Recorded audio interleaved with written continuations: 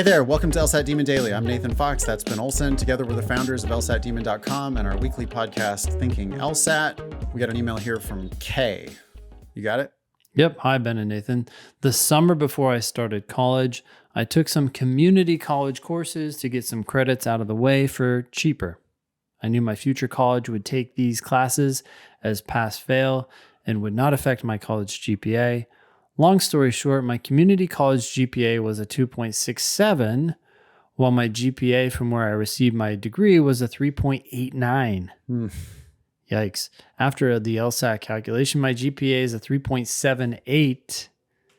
Not bad by any means, but it is significantly lower. And that is bad for the top schools, by the way. Yeah, I know it only looks like a tiny margin, but Dean Z talks about how UGPA is one of the main predictors of success in law school, and her median is 3.84.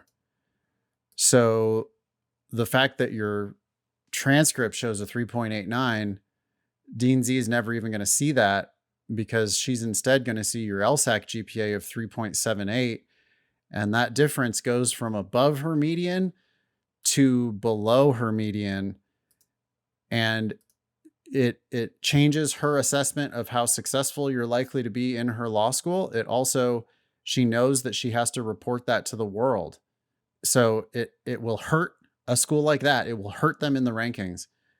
So it is bad. That is bad news for you. Okay. Yeah. It sucks. It's fucking bullshit, really. Like that's so dumb, because how would Kay possibly have known that was going to happen? No way. Yeah. She wouldn't even know what the LSAC calculator is. Yeah. Her high school counselor is not like, her high school counselor was probably, if they're doing a good job, the high school counselor was like, you could go to community college and get some of these credits out of the way. You can get credits for cheaper. And they're pass fail. Yeah, they're doing you a favor, like by helping you get some credits out of the way in a low stress way. And you can just, tick off some boxes and save some money and make progress toward a degree. And they're helping you. Yep. Except for they were actually hurting you getting into the top law schools in the country, which just, God, that fucking sucks. Yeah. Anyway, go ahead. Yeah. Kay continues. I don't want 18-year-old me to hold myself back on a scholarship opportunity. My first LSAT score was a 165. I'm signed up to take April and June. I know with dedication I can get my test score up. But what do I do now about my GPA? Am I out of luck, or would schools look at just my higher institution GPA? No, they won't. Look, the best possible outcome here is that you get rid of that 2.67, and not only do you get rid of that, but you have a 3.89 at your undergrad institution, right? Are there any classes that we can get rid of there too, to bump the 3.89 up? That's the best possible outcome. So I don't know if that's possible. Can we talk to the community college? That was okay. Beyond the obvious, which is get the very best LSAT you possibly can. She says she's already gone from 153 to 165. She signed up for April and June. That's awesome. You need the best LSAT. Everybody, no matter what happens with your GPA, you need the best LSAT you possibly can. You need to be above, if we're talking about Michigan, you need to be above their median. If you're going to be a splitter, their median is 171. You need to be above that if you can. And so keep grinding, get the very best LSAT you possibly can. And I'm sure you can do it. Before we go on, I did want to say one thing. She says, I know with dedication, I can get my test score up. To me, that signals that she's not practice testing higher than her 165. So then I'm like, should you be taking it in April and June? What do you mean that with time you can get it up? I don't know if you're ready to take it again. That's all. Kay should come to my study group, LSATdemon.com. Every other Thursday, 4 p.m. Pacific, 7 p.m. Eastern, I do an open Q&A. You should come talk to me there. Oh, but wait, she's a live Demon subscriber. So ask me in class. I'm in class multiple times a week. Ask Ben in class. We need to talk about this. Are you really ready to take it in April or not? Don't just take it hoping to score higher. Make sure you're ready. Your practice tests aren't going to lie.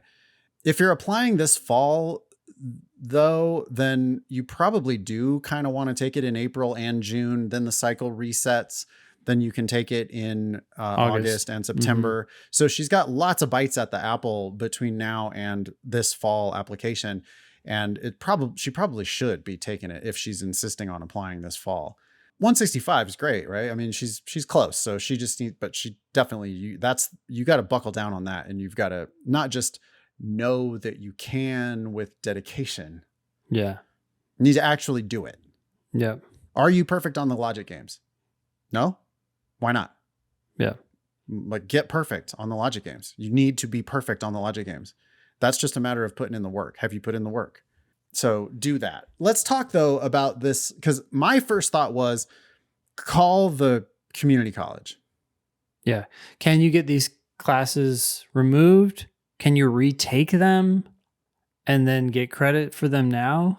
I would explain it to somebody. Find somebody sympathetic at the community college and go, hey, I'm an alumni of your school. When I went here, I got some credits done and I was very appreciative because I could get those credits done, pass, no pass, transferred to my ultimate bachelor's degree granting institution. And I did get a bachelor's there and I got a 3.9 there, 3.89 there. But here's my problem. I'm now applying to law school.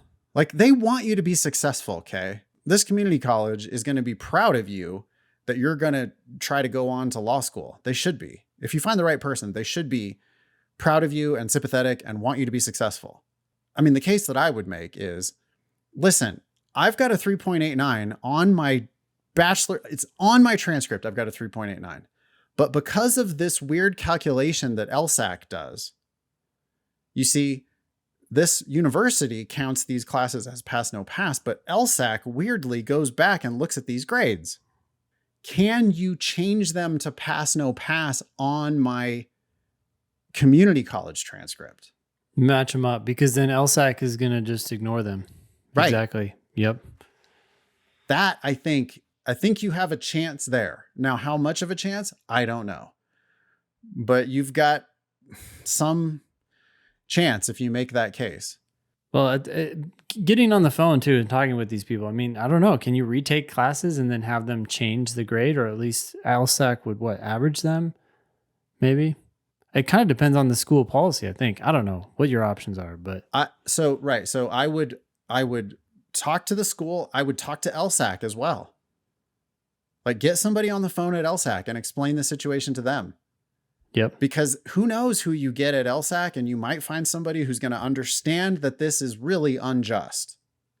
And there might be ways around it, because that was my second thing is, like, if you can't get the community college to change, maybe you could get LSAC to just count somehow, just, oh yeah, we see what's going on here. Yeah. Okay. Well, we'll just ignore that. Those grades are carried over into your degree to granting institution. We'll just consider them to be part of your whatever. I don't know, but I mean, it's certainly worth trying.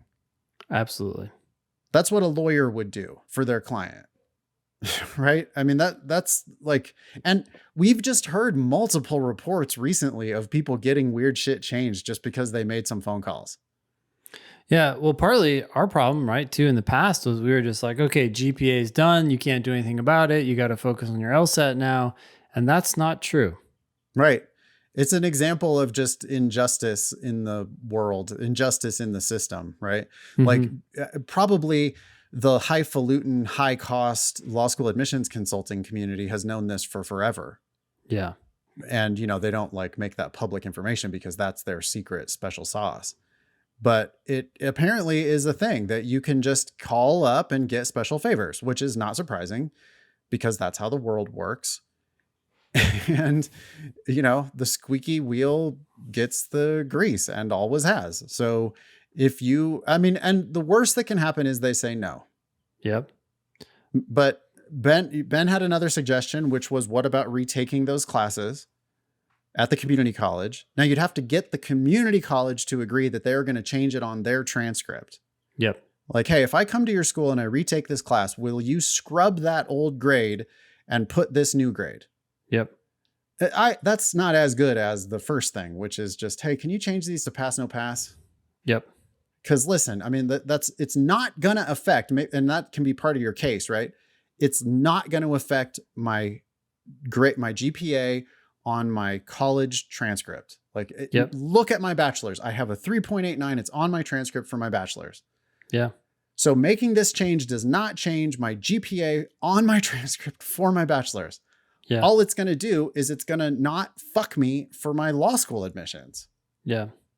Kay, I hope you'll email us back. I really want to know if you're able to get this change through. I would call them. I would call LSAC. I would, it could talk to LSAC and have them explain to you exactly what's going on, because it's possible even that the school that granted your bachelor's might have something to do about this. Like the way they represent it on their transcript might affect the way LSAC treats it. Sure. Yeah. Maybe they didn't make it obvious enough or clear enough that these classes are already on your transcript. Therefore, now LSAC is actually counting them twice. Right. LSAC could totally be double counting them. So you could get LSAC to ignore that transcript. You could I think your best chance is to get the community college to change them to pass, no pass. And that's kind of where I'd start, because I don't know. Then it's just like, it's a matter of course, right? You're like, okay, look, it's pass, no pass. This is done. Re-upload the transcripts. LSAC redoes the calculation. Yep. You're done. But I would eventually, I mean, you might need to do a war of attrition here to just like, it might be a battle to try to get this done, but I wouldn't give up until you just have exhausted all possible. Because, the wishful thinking, would schools just look at my higher institution GPA? No, they will not.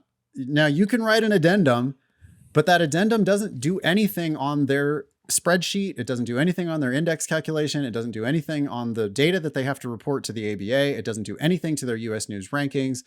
There's just no room on those scorecards for commentary. Yeah. So unfortunately for you, they're going to look at your LSAC GPA. Yep. And that's what we have to get that changed.